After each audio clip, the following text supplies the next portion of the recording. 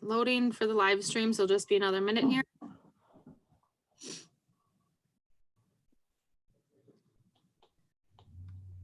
And, all right, so we are live on YouTube. All right. Streaming, and I'm ready. We will call to order the May 5th Parks, Trails, and Lakes Commission special meeting. Jamie, can we start with roll call? Terry Steenblock. Here. Jason Steenblock. Here. Doug Ramseth. Here. Tim Gary. Tim Miller. Here. Betty Geyer. Here. Karen Moorhead. Here. Okay, and then looking for a motion and any discussion on approval of the agenda for tonight's meeting. Make a motion to approve tonight's agenda as set. Second. So a motion by Karen and approved by, or seconded by Tim. Somebody's walking by. All right. An open forum, I'm assuming we don't have any written in. Hold on, feedback. Terry, just to interrupt, you forgot to vote on that. Oh, I did? Yeah. Sorry. Okay, I'll do favor. a, go ahead, all in favor. Aye. Aye. Karen? Aye. All right. Thank you. Motion's Sorry. approved. That's Completely okay. forgot we had to vote on that. All right, and I'm assuming we don't have any written in comments or anything for open forum? We do not have any comments for open forum. Okay. So then next on the agenda would be the arts in the park discussion. Did you want to touch on your staff memo? Yeah, so this is our item tonight. It's a regular agenda item. And as provided in the packet tonight, I'll just go over this briefly. At our last Parks, Trails, and Lakes Commission meeting on April 21st, we did have a discussion about arts in the park for the upcoming summer. And at that meeting, the Parks, Trails, and Lakes Commission did table the decisions at that time, requesting some input from City Council and wanted to just wait for a little bit more guidance from Governor Walz. So since then, on Monday, April 27th, the City Council did discuss this at their City Council meeting. It was a discussion item presented to City Council, but generally across the board, council members expressed agreement that the month of June would look very difficult to have, or to have a large group gathering for our Arts in the Park event. And just unanimously had the support if we wanted to move forward with postponing or canceling the month of June. Furthermore, April 30th, Governor Walz did extend the stay-at-home order by 2 weeks. So now that is ending on May 18th. And then we need to know from there what looks next. So with that, I think those were the two items the Parks, Trails, and Lakes Commission wanted more information on before making a decision on arts in the park. So the recommendation at this time is to postpone arts in the park for the month of June, and then per City Council to take this in increments as we're able to for further cancellations. I would recommend that we discuss and review this again at our next regular meeting scheduled for May 19th. So with that, looking for any discussion, but ultimately taking action tonight to make that decision on arts in the park so we can move forward accordingly with plans. I have a question. Sure. How long does it take for the vendors to be ready? What does it take to pull it together? That's a good question. Really, we just some paperwork really is all that's required.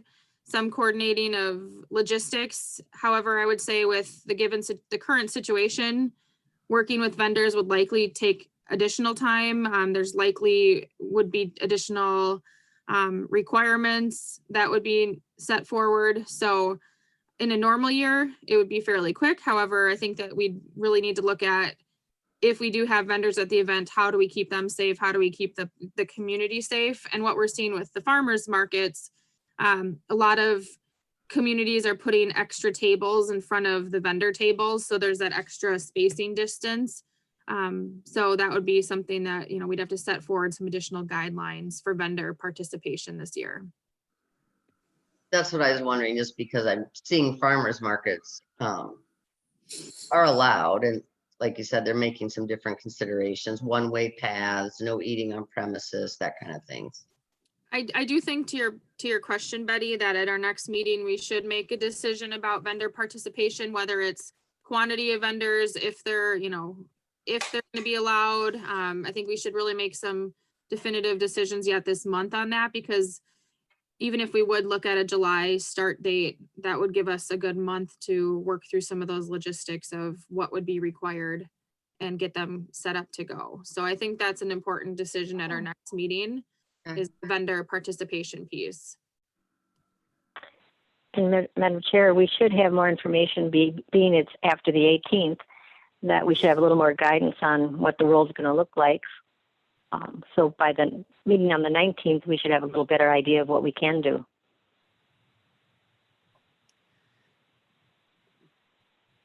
Terry, you're muted. Terry, you're muted. Oh, did you hear what I said? Yes, we heard you, Karen. So Terry. Okay. Okay. Just still muted, Terry. Let me unmute you. You guys, I do this all day and you think. I somehow know. you know how to use this, right? You're all zoomed out. Okay, we can hear you. Anyways, the bands that we had scheduled for June, are we able to work with Woody to either put them at the end of the year or carry them over? Yes, Mr. McBride and I have been in communication, and by this Friday, we will develop a plan for correspondence with any groups we had intended for June. So we will communicate with them to see what their availability would be if we moved to September. One group in particular I think we had set was the Centennial Community Band. And I know June was always, I think, the only month that really worked for them. So we could have a challenge with that. And plus it's a 50 member band in itself. So that's quite a few people, right there. So yes, this Friday by this Friday, we'll have reached out to all of the June performers and see what we can do for the fall if possible. And I could have that information brought back to the Parks Commission at our next meeting. We haven't ruled out August yet, have we? Right now, we're just considering the month of June, so nothing has been Correct. considered for Okay. July or August. Okay. So you're looking for a motion to one way or another? Anybody want to make a motion on the June? I'll move that we cancel the month of June and look at adding that on at the end of the season in September. And I'll second that. So just point of clarification, if we look at adding it on to the end of September, do we have to amend that motion again, or would that be if we couldn't do it? Are we okay? Can you say that again? So if the motion is to cancel June and look at putting that on to September, if we end up not being able to put it on to September, do we need to have another motion to carry it over? Do we lose flexibility is my point of clarification there. I think how the motion was stated, it just says look at the end of September, so that I think from Commissioner Ramseth's standpoint is have me look into what availability would be, what could September look like if we are able to. And I think the next meeting would be looking at further action on July and August. Does that seem fair? I think that's what he's looking at, is if September could be an option, what would that potentially look like? I don't think it's committing the Parks Commission to having Arts in the Park in September. So we have a motion and a second. Any discussion before Jamie does roll call? Commissioner Miller? So am I Okay, I'm not on mute. I just want to make sure. Have you looked in some other cities? Oftentimes you bring us some information about what other cities are doing. I'm still am concerned that we're too early and how much we move on this, much like my position before, but do understand the recommendations of council as well. I mean, is this a common occurrence throughout the neighboring cities and that have concert series to cancel through June? Yeah, I think this is unique in the fact that there's really no one's ever seen this before. And I think communities are faced with pretty difficult decisions on what to do. And I think most recently Stillwater had canceled their Lumberjack Days. They canceled their concert series in Stillwater. Mr. McBride, who works with some communities and neighboring communities, their month of June was also looked at as potentially being postponed and moved to September. Some communities have canceled the whole concert series and some are just kind of doing this incrementally like we would be at this point in time. So I think the month of June is, I've seen that for the most part, the month of June has been canceled. So That's why I checked on August. I don't want us to be, jumping ahead too far because I'm at the same coin. We may have to do it, but I'm just assuming that we can take it in bits and pieces like we are. So that's probably, a good idea to do it this way. Yeah, and I think I just learned too that White Bear Market Fest canceled the month of June as well, and that just came out. So I think what this decision is in alignment with what other communities are doing to make sure that it's a safe environment. I think it might just be a little early to be introducing people back in larger groups. And again, with the additional work and restrictions that have to probably be in place, small businesses that are able to open have to do so with a lot of restrictions. And I think that would be the same for us as we're able to have restrictions lifted and be able to run a community event like this.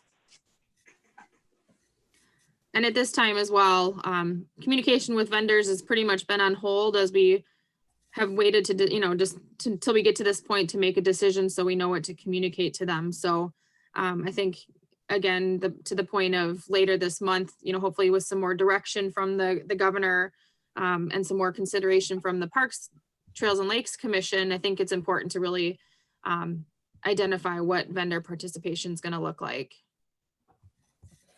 for this event. Betty, did you have something you were going to say? I just wanted to ask a question kind of more for future. Is it an all or nothing? I mean, would that be what we're talking about next time? We could maybe do the farmers market part and the crafters part and not do the music series? Are those all things up for consideration or is it all or nothing?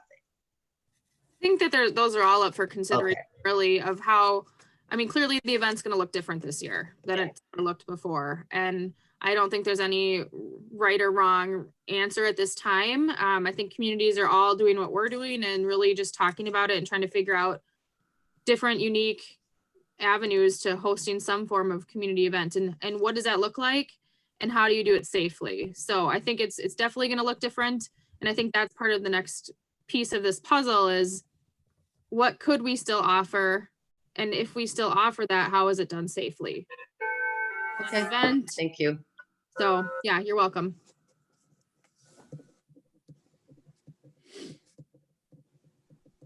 Any other discussion? Jamie, do you want to do roll call or do you want us to? I'll just do roll call so it's a little easier. Terry Steenblack, Aye. Jason Steenblack, Aye. Doug Ramseth, Aye. Tim Miller, Aye. Betty Geyer, Aye. Karen Moorhead. Aye.